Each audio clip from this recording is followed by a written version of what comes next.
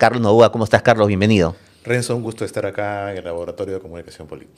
Bueno, el gusto es de nosotros, Carlos, porque ya queríamos tenerte en la primera temporada, hace varios capítulos, y sin duda, pues la experiencia reciente, ¿no? En Latinoamérica, ¿no? Para centrarnos en una parte del mundo, es muy enriquecedora. Sobre todo siempre la elección de Estados Unidos nos trae muchas enseñanzas, ¿no? Así es. ¿Qué sacas tú de este proceso bastante intenso, porque ha tenido un cambio de candidato en el oficialismo, y sobre todo a partir del uso de las redes sociales por parte de los propios candidatos, ¿no? Sí, bueno, mira, yo creo que tenemos primero que hacer una atingencia ahí, que es ver el momento en el que estamos. Sí. ¿Cuál es el momento político-comunicacional en el que nos encontramos ahora en el inicio del 2025? Y que se viene también.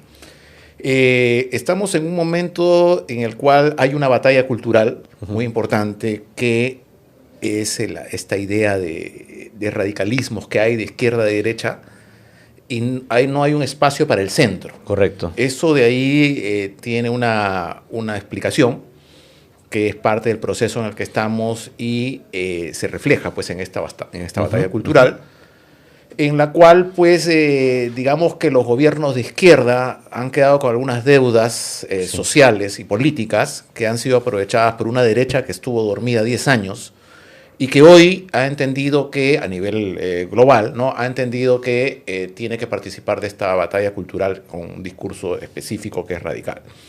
Eso por un lado. Y por otro lado tenemos el tema específicamente para América Latina, pero también podemos meter a Estados Unidos acá, por el resultado de Trump, que es que en la región la gente está votando con mucha rabia, con mucha furia, con mucha cólera. No he visto últimamente, en los últimos, yo diría que 2 o 3 procesos electorales, una confrontación de ideas, ¿no? Como si veíamos antes, y eso tiene que ver un poco con lo que estabas diciendo en tu introducción, que tiene que ver con la llegada de las redes sociales, el avance, la cultura TikTok y todos esos elementos. Es más pasional, ¿no? Tipo un partido de fútbol. Es absolutamente pasional. Es que ya hoy en día, bueno, sabemos que Internet terminó con el monopolio de los medios de comunicación.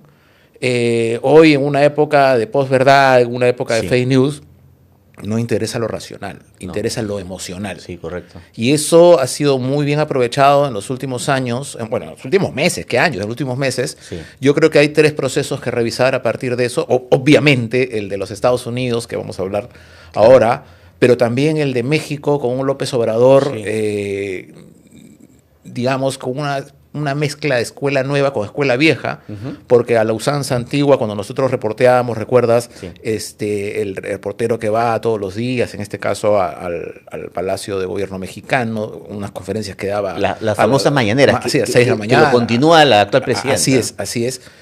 Pero mira, López Obrador combinó eso también con un buen manejo de su equipo digital. Y terminó con un 50-60% de apoyo popular después de 7 años, lo cual endosó todo para que Claudia Sheinbaum pues, pueda ganar rápidamente. Y el otro, no cabe la menor duda, que lo hemos visto de cerca, es el del señor Milei. Sí, por supuesto. Milei ha hecho una campaña, desde el punto de vista político-comunicacional, extraordinaria, ¿no? Que es un poco, creo que, el escenario en el que nos tenemos que centrar. Vamos a hablar también sobre Milei, pero tú señalabas muy bien el momento en el cual nos encontramos, ¿no? Y yo estaba pensando que esta ausencia de una posición centrista, ¿no? Que hace algunos años veíamos muchas expresiones políticas situadas en ese espectro político, ahora es interpretado como, si estoy en el centro, es una posición tibia, ¿no? Timorata, ¿no? Y es mucho de lo que estaba señalando, ¿no? La situación actual, no sé si te exige, al menos la tendencia es defínete por una expresión, por una posición, pero ponerte en el medio es no decir nada, ¿no? Así es. Bueno, es lamentable para académicos como nosotros, o gente que siempre tratamos de buscar el consenso en el centro. Es lo mejor. Yo sigo pensando que es lo ideal. Es lo ideal. Sí. Mira en el Perú, ¿no? Nadie se quiere meter al centro porque son espacios como que criticados por la derecha o por la izquierda. Entonces, sí, la respuesta es sí. Hay una tendencia en la cual en este momento, en el mundo entero, y para el caso latinoamericano específicamente, no podemos estar en el centro. Y eso ocurre por un poco lo que decía, ¿no? Estamos en un momento más emocional que racional. Estamos en un momento, fíjate, los medios de comunicación, algunos de ellos ya ni siquiera les importa si mienten o no. O sea, Trump ha ganado las elecciones, ha arrasado en las elecciones en Estados Unidos diciendo una serie de mentiras que a la gente ya no le importa, porque lo que le importa es lo emocional, cómo llega, cómo conecta. Y Trump ha conectado con la clase trabajadora, ¿no? Ese hecho, pues, Kamala Harris va y dice que trabajó en McDonald's, y Trump va y se viste como un trabajador de McDonald's, utilizando mucho sus redes sociales, ha utilizado mucho el tema de los influencers, y ha dejado de lado el esquema tradicional. Bueno, Estados Unidos siempre aporta, o las elecciones en Estados Unidos siempre aporta novedades, ¿no? Pero no es que en este momento no es que haya más gente de derecha o haya más gente de izquierda, sino es simplemente a dónde se va, a esas posturas. Y eso pasa porque hoy la política exige, decía, ¿no?, que América Latina vota con enojo, con ira, con cólera, porque están cansados de corrupción, ¿no? Están cansados de promesas no cumplidas. Y entonces, hoy en día, dado que ya lo racional ha quedado de lado y lo emotivo es lo que pesa, los políticos hoy en día necesitan odiar a alguien. Necesitan instalar una narrativa de odio en la cual ellos pues expresan una animadversión, un odio criticando a un sistema, porque los partidos políticos han dejado de ser eso. Ahora son franquicias políticas. Entonces, el partido político lo que tiene que hacer es canalizar las demandas de la ciudadanía. Y eso no está ocurriendo actualmente. Sí, y justo rescato una parte de lo que señalas de la gente está más impaciente, o sea, pide cambios más rápidamente que antes. Yo recuerdo cuando estábamos en la universidad o cuando reporteábamos, se hablaba mucho, no solamente de los conceptos que tú señalabas, sino los cambios hay que hacerlos a largo plazo, ¿no? Es una permanente construcción, vamos a ir de menos a más. Ahora eso prácticamente no existe. O sea, si tú escuchas a un político ese discurso, seguramente no va a tener muchos votos, ¿no?, que digamos, ¿no? Pero ese es el ritmo de las redes sociales, precisamente, es lo que hablamos en la introducción. El ritmo de las redes sociales es ahora el ritmo de la vida cotidiana. ¿Podríamos concluir eso en términos de comunicación política? Yo diría que sí. Yo diría que sí, porque hoy en día, como bien lo mencionas, ya no hay paciencia. Estamos hablando también de que hay una mayoría de consumidores que son millennials, que son centennials, de gente que ha nacido en el nuevo siglo, o ya está 24, 25 años, ¿no? Entonces, todos ellos, tú eres profesor universitario, yo también, entonces vemos que los chicos a nivel universitario hoy día son impacientes con respecto a los resultados, ¿no? Quieren las cosas rápidas. Yo he visto chicos que hoy, para ellos, pues, leer un periódico impreso es una cosa de locos, ¿no? Es cosa de sus abuelos. Sí, es más, se sienten incómodos, ¿no? Se sienten, esto va a estar doblando la hoja. Yo lo digo, ¿no? Lo he visto con mis hijas, ¿no? Porque leen, se informan, pero de otra forma. Claro. TikTok, entonces, ¿no? Por ejemplo, TikTok. Sí, ¿no? Entonces eso, por ejemplo, lo hemos visto claramente en Estados Unidos. O sea, todavía las campañas políticas, volviendo al tema, todavía las campañas políticas en América Latina le dan una enorme importancia a lo tradicional. O sea, lo que se busca es una mezcla entre lo tradicional y lo nuevo, que es toda la cultura de redes sociales. Sin embargo, en la última elección en la que Trump ha arrasado, nos muestra que ya lo tradicional hay que dejarlo de lado, porque Trump, que en unos días, el 20 de enero, entra al gobierno, está mucho más empoderado que el anterior. Entonces, ¿cómo te explicas, si buscamos lo racional, cómo explicas que un presidente que ha tenido un gobierno cuestionado por cuestiones, vamos a decir, racistas, con un discurso antimigrantes y todo eso, haya ganado no solamente ha ganado las elecciones, sino también en el Congreso estadounidense, mayoría en ambas cámaras? Eso es porque Trump tiene un punto de partida, que es instalar la idea de América para los americanos, o sea, Estados Unidos para los estadounidenses. Correcto. Entonces, bajo esa perspectiva, él, como dije, ha conectado con la población, ha conectado con la gente. Y el tema de los inmigrantes, de los derechos humanos, de los derechos de los trabajadores, eso pasa a un segundo plano. Está subordinado a que primero yo tengo que buscar el bienestar de los americanos. Y eso ha hecho que Trump inclusive haya obtenido votos de demócratas, ¿no? Sí, es cierto. Y eso lo ha logrado, pues, no yendo a la televisión, a los mítines, ¿no? Y esas cosas del pasado, ¿no? Él ha ido, pues, ha pasado horas con streamers, con influencers, con redes sociales. Tiene un hijo, Trump, de 17 años, que es amigo de un gran influencer y ha aprovechado. Sí. ¿No? Eso creo que hay que mirarlo en las próximas elecciones que se vienen a la región. Tú sabes que el reporte del Reuters Institute del año 2024, que seguramente lo revisaste, sacó entre algunos datos, ¿no?, muy interesantes, que TikTok es una herramienta de información política. Es tal vez la principal herramienta o plataforma de información política. Pero tú te informas de TikTok simplemente por videos muy cortitos. O sea, te informas, sí, pero de manera muy superficial, ¿no? Entonces... Un primer nivel, digamos. Es un primer nivel. Y eso tiene que ver mucho con el nuevo tipo de votante o de elector que se está formando, ¿no? Superficial en cuanto a información y pasional, además, ¿no? Así es. No estamos hablando de un elector que analiza profundamente las propuestas, ¿no? Ya no se habla de plan de gobierno, nada de eso, obviamente el siglo pasado, ¿no? ¿No? Es cierto, entonces estamos ante una situación que no solamente va a cambiar la estructura de las campañas, sino también la estructura del discurso de los futuros candidatos, ¿no? Así es. Fíjate que hay un elemento que yo añadiría a esto de TikTok, que para nadie ya es una... nadie duda de que sea una gran herramienta de comunicación política, es el tema de la segmentación. Sí. Segmenta muy bien, y eso lo hemos visto ahora en la campaña de Trump. Yo creo que ahora, por ejemplo, mira, tenemos este año 25 va a ser muy interesante porque tenemos elecciones en febrero en Ecuador. Sí.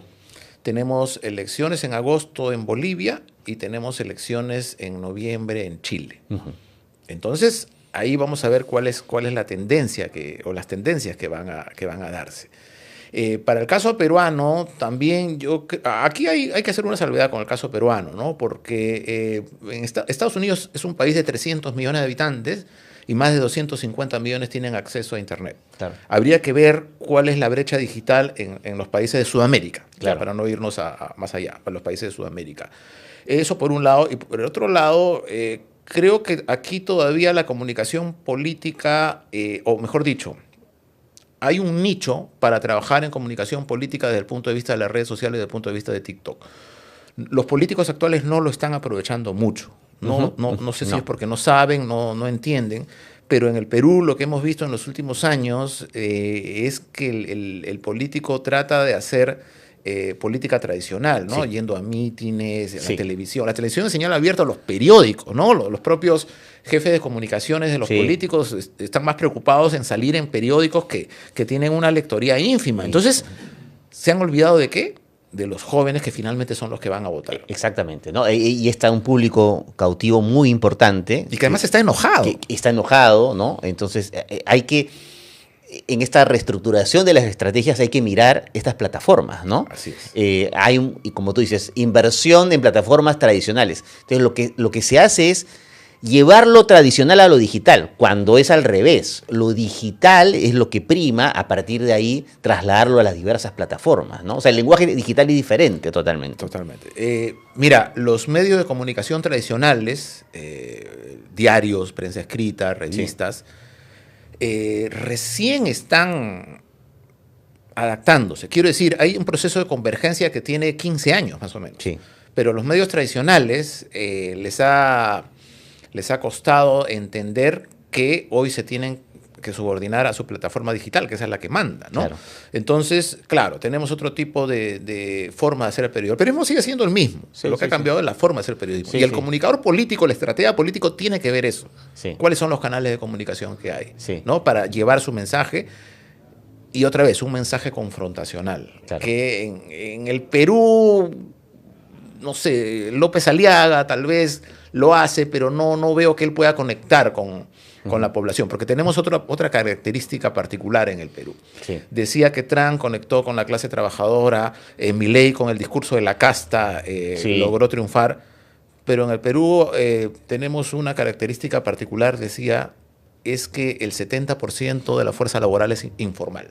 Entonces, ¿cómo conectas tú desde lo tradicional y desde lo formal con esa población informal que es la que te va a llevar al poder? Que es un gran porcentaje. Yo creo que el que resuelve eso puede ganar la elección. Y así como has puesto estos ejemplos, por ejemplo, el caso de Bukele, ¿no? Cómo ha conectado a través del uso de plataformas digitales, también vinculado con jóvenes, ¿no? Claro. Con jóvenes millennials, que saben muy bien el uso de estas plataformas y que finalmente le ha dado muchos réditos políticos, ¿no? Así es, Bukele, todo el mundo quiere ser Bukele ahora, sobre todo por un gran tema que es el tema de la delincuencia, pero El Salvador tiene otras características. Es un país pequeño, tiene una población de 6 millones de habitantes, entonces hay que tener en cuenta eso, ¿no? Es un territorio que Bukele de repente ha podido controlar o puede controlar desde el gobierno, ¿no? Sí. Ahora, hemos hablado mucho de estas nuevas características del discurso en las redes sociales, del uso de las plataformas digitales, pero hasta hace 10 o 14 años, cuando comenzó todo este uso de las plataformas digitales a partir de la primavera árabe, ¿no? El caso en Egipto, por ejemplo, tenía otro propósito, un poco luchar contra los gobiernos que estaban enquistados por años, ¿no? Así es. Era un discurso más propositivo, pasional, sí, pero diferente al que vemos ahora, ¿no? ¿Cómo ha cambiado desde ese momento, ¿no? Sí, la primavera árabe empieza cuando un vendedor ambulante se prende fuego en Túnez, ¿no? Y desata una ola de protestas que buscaban derrocar al gobierno, ¿no? A gobiernos autoritarios, de corte militar. Se da mucho en Egipto, en Túnez, y se intenta en otros países, ¿no? Pero era una cosa más de momento, porque era una expresión del momento que había explotado, pero que no tenía un sustento que pudiera permitir que eso primero, que se democratice, cosa impensable en el Medio Oriente hoy en día por la forma como se manejan las cosas y porque también hay que tener en cuenta el tema cultural, la cultura de clanes y todo eso. Y segundo, porque hace 2010, 2011, todavía los medios tradicionales tenían digamos, el manejo de lo que era la comunicación política.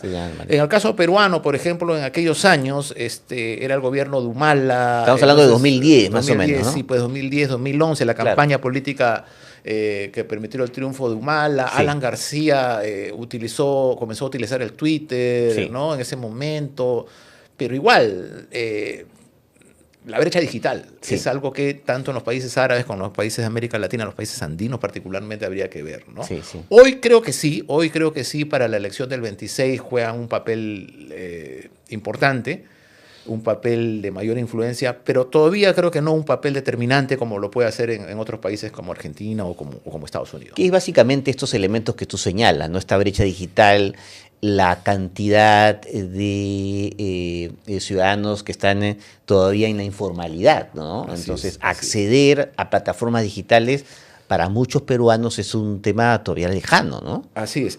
Todo el mundo entra a Internet, ¿no? Entra a Internet y ven todo eso, pero claro, va a tener que ver, en el caso peruano, yo creo que la influencia y el avance de las redes sociales va a tener un componente que va a ser cuál es el candidato que va a poder conectar con alguna de las necesidades de la gente. Tema de delincuencia, tema de violación de derechos humanos, no lo sé.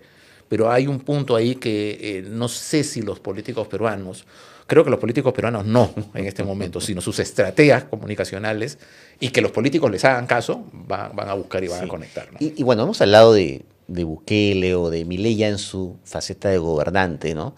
En los gobiernos, el uso de este discurso a través de las plataformas digitales cambia radicalmente, o tú crees que todavía en el Perú digamos, es la misma realidad que estar en una situación de campaña electoral? No, yo creo que ya va cambiando, va cambiando. En el caso peruano, simplemente hay que mirar, hay instituciones públicas y instituciones particulares también, pero hay instituciones públicas que trabajan mejor, que utilizan mejor las redes sociales que otros de sus colegas. Entonces yo creo que ahí pasa un poco por el hecho de que quienes manejan el tema de la comunicación política, los estrategas, tienen que tener dos elementos añadidos. Uno es que el estratega de comunicación política tiene que saber bien cómo se manejan las redes sociales, cuáles son las tendencias, ¿no? Olvidarse del Facebook, que eso es una cosa pues para las personas de 40 años para arriba, ¿ya? Sí. Y entender cómo funciona el TikTok.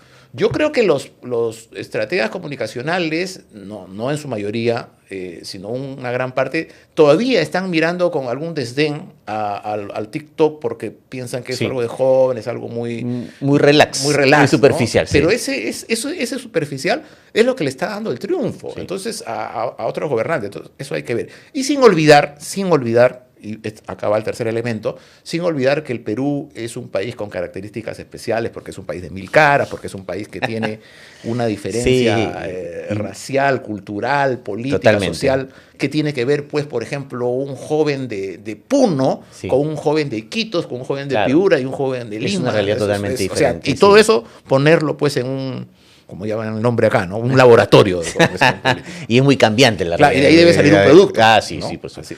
Bueno, Carlos, y para ir culminando, a propósito de lo que hemos conversado, ¿qué libro sugieres tú? Porque ¿qué libro debería leer un candidato que está pensando en postular? Cualquiera sea el nivel, ¿no? Si quiere insertarse en el plano digital. ¿Cuál sería el primer libro que debería leer?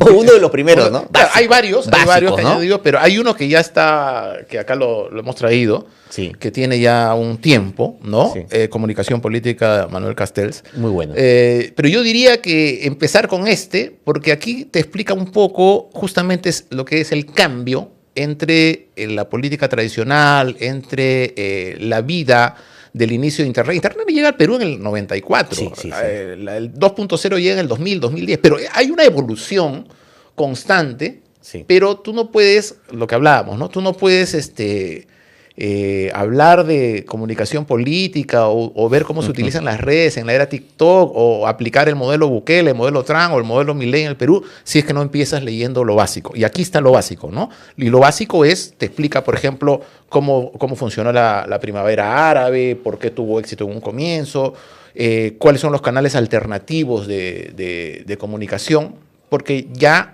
hay que quitarnos el chip, cuesta, pero hay que quitarnos el chip de que el político tiene que ir a los medios de comunicación tradicionales, a la televisión. Tiene que ir, por supuesto, pero no puede esperar ganar una elección, la que sea local, regional, municipal o nacional, si es que no utiliza bien las redes sociales. Sí, por supuesto. Y este libro es súper recomendable, así que a nuestros políticos, léanlo, por favor. Aquí está, por favor. Por favor, sí, léanlo. También hay versión digital, ¿no? Sí, por supuesto. Y a propósito de recomendaciones, Carlos, si me permites, porque también estamos como especie de inaugurando esta secuencia de recomendaciones, no solamente en libros, sino también en series y documentales. Y estábamos hablando un poco de cómo surgen, obviamente, estas manifestaciones a partir o activadas a partir de las redes sociales. Hay un documental muy bueno que habla sobre la situación en Ucrania en el año 2014. Tú bien sabes que ese año hubo una protesta durante 93 días impulsada por estudiantes universitarios, básicamente. Después se unieron diferentes partes de la sociedad ucraniana contra el gobierno que tenía vínculos con Rusia, ¿no? Como es el origen, tal vez, de lo que hemos visto hoy o hace unos años con el conflicto bélico. Winter on Fire. Te lo recomiendo a ti, Carlos, si no lo has visto. Se lo recomiendo a todos los que nos siguen. Es un documental realmente espectacular porque te narra los testimonios de la gente que sufrió. Hubo muchos muertos, mucha represión muy violenta y realmente es un caso histórico que todo político, si quiere meterse a la arena política, debería ver. Va a enfrentarse a esas situaciones posiblemente. Bueno, que nuestros políticos aprovechen, pues, estamos iniciando el 25, un año hay que prepararse, ¿no? Hay que leer, hay que ver, ¿no? Y ahí tienen el libro, ahí tienen el documental. Bueno, muchísimas gracias, Carlos, por tu presencia y seguramente vamos a tener más espacio contigo durante este año. Gracias, Renzo, cuando quieras.